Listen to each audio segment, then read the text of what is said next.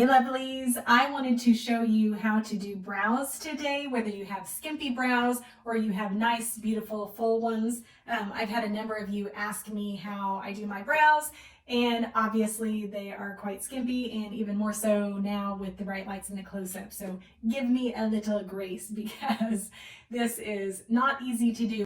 So I used to pluck my eyebrows, as did everyone from my generation and every living generation before us. And after 70 some years of skinny little brows, who knew that bushy eyebrows would become a thing again? So, and after just a couple of years of plucking them, they did not grow back. And as I get older, they are thinning out even more. And I have fine hair anyway. And if you have fine hair, chances are good that you are also going to have fine eyebrows and fine eyelashes.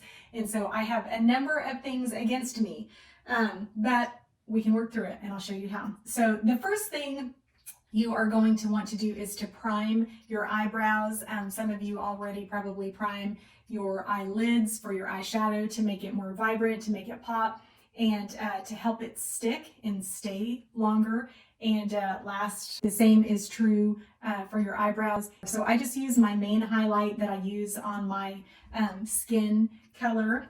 And for me, that is amber. I use a couple different ones depending on the season and my skin, but we'll go ahead and use amber, and I am using my detail brush, and I'm just going to color over my eyebrows even more.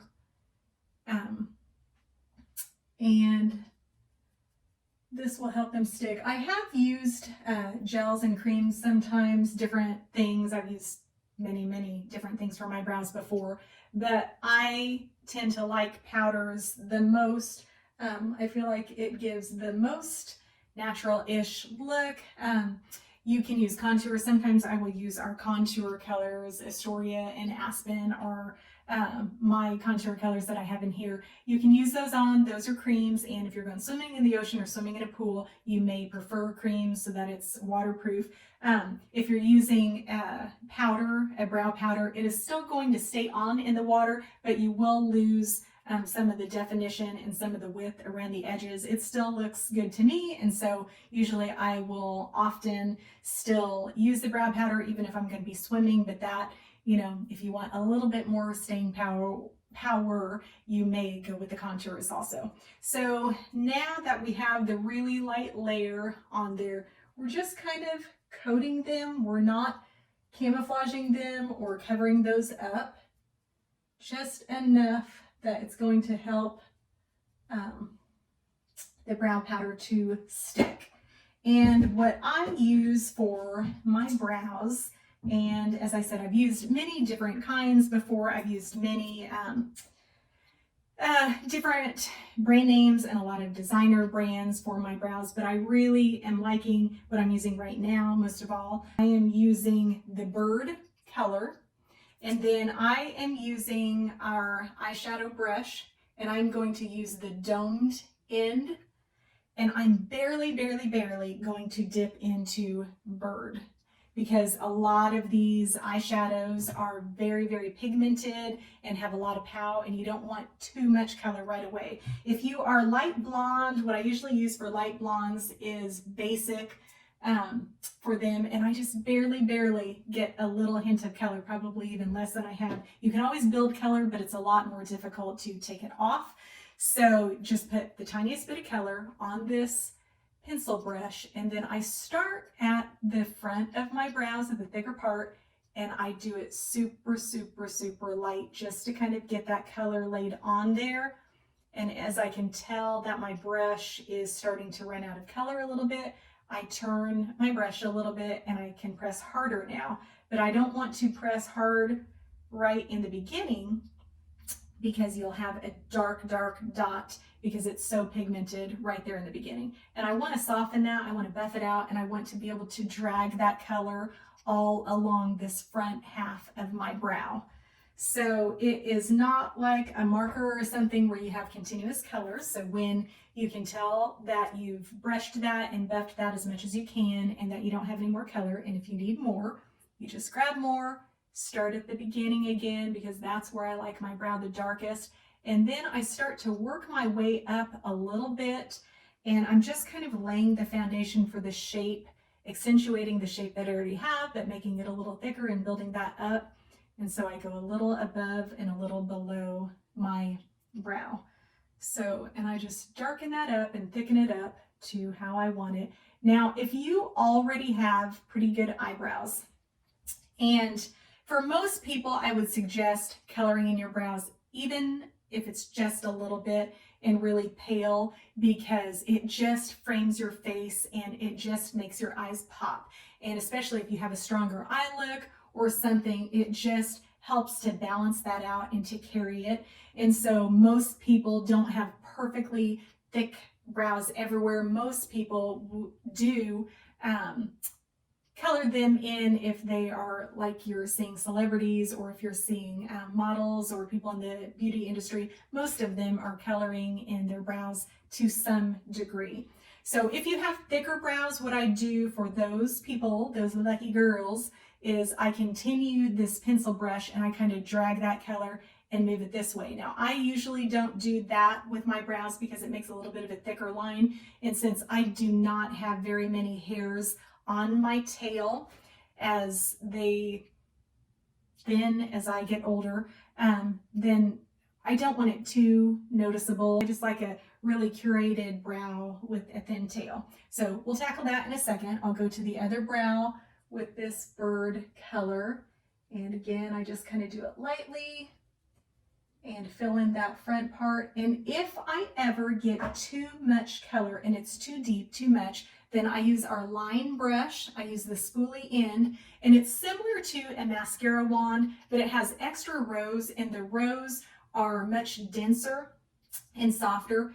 And if I get too much color, as you can see, I didn't get too much there, but the color that I had, it just smooths it out. So a lot of people with bushier brows will use this to kind of set their eyes, or to set a brow wax or something in there to make them stay put. So there's a number of things that I like this for, but doing my brows when I get too much color and kind of smoothing that out, that is definitely one of the things that I use it very often for.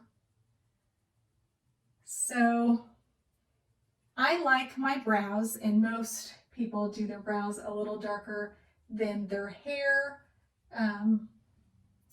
You know, you can go a little closer to what you have at your roots if you have blonde hair, but darker roots, which most people do, then you can kind of venture more towards the roots. You can play around with the colors. The great thing about using these eyeshadow colors is that I have a whole range that I could use when I'm doing someone else's brows. If they have darker or lighter brows, you know, you can mix wherever you need to. If I have a, you know, a thin or a bald spot in a brow, I can fill it in with a darker color to make it stand out more. And so it works out nicely. Okay, so I have most of the front part of my brow done. Now I go back to this line brush, not the spoolie end, but the angled, really razor thin end. And when you use this, I used to use this kind of brush to do my brows, and it comes off, I feel like, probably darker. It's a lot easier to load a lot of color because you're not smudging it like you are with the pencil brush. You're not blurring that line at all, and so it goes on a lot heavier. And so I have switched over. But if I need a little more definition, if I need to add a little more color up here at the top of my brow, or bring it down farther, and I want a sharper line because it's on the edge, then I will still go back into bird and line those. And then I also use this for my tail. My tail, I use a little bit of a darker color. It's called oak.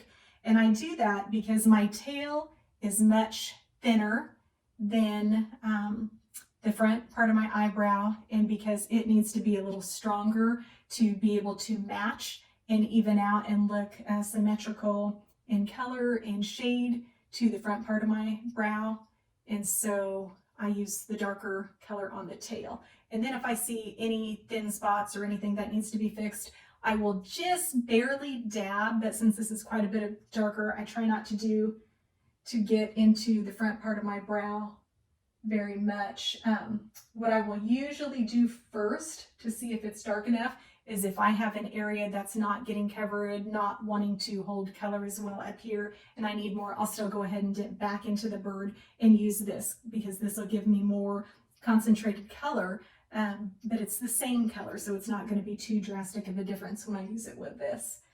And I kind of set my arch line a little bit with this, and I go over, not intentionally, but it just kind of happens when I do my arch. A lot of times it goes up into here, and that's fine because I can just wipe that really easily with a Q-tip, but I like to have a sharp, tight brow, and so I concentrate on the brow and the arch first, and then I can do the cleanup. So, and then I just kind of fill in. I want to make sure the concentration of color is even throughout my brows. I don't want to have it noticeably much darker somewhere. And if anywhere is too dark, again, I use my spoolie, and if anywhere needs a little more, again, I'll go into Oak first, which was my lighter color, and attempt to fill it in that way, and then if it's not enough, then I'll go into my darker color. And sometimes I decide, depending on what I'm wearing and what my outfit is, that I want to go for even bolder brows, and you can kind of gauge and do that as you go. I always, it's kind of hard to tell because I can't get as close here. I may have went a little dark, but that's easy to fix. So that's the basics of it. You'll want to kind of back up depending on what kind of light you're in. Sometimes it'll look totally fine in the mirror when you're putting it on, but then you'll go into a different room, a different light, and you'll notice that there's a shadow here that you couldn't even see when you were putting it on, but that may show up in another lighting situation or even in pictures. And so you want to make sure to kind of look around a little bit to make sure that it looks good at all of the angles. And so that is kind of the basics of brows. So hopefully it was helpful to you. Like and subscribe to the YouTube channel if you haven't yet, so that you don't miss any of our videos. And if you have any other things that you want to see, then let me know and I can be working on those. And if you need a color match, if you want to be color matched for your skin, then let me know and we can do that to find out what Seint colors would look best on you. I can also help you with lip and cheek or eyeshadow or your brow colors or whatever, and we can work that out. And thanks for watching. Dancing under neon skies, running with the fireflies. That's where I wanna be. Climbing every mountain top, seeing things that we cannot believe. With you, you're next to me. That's where I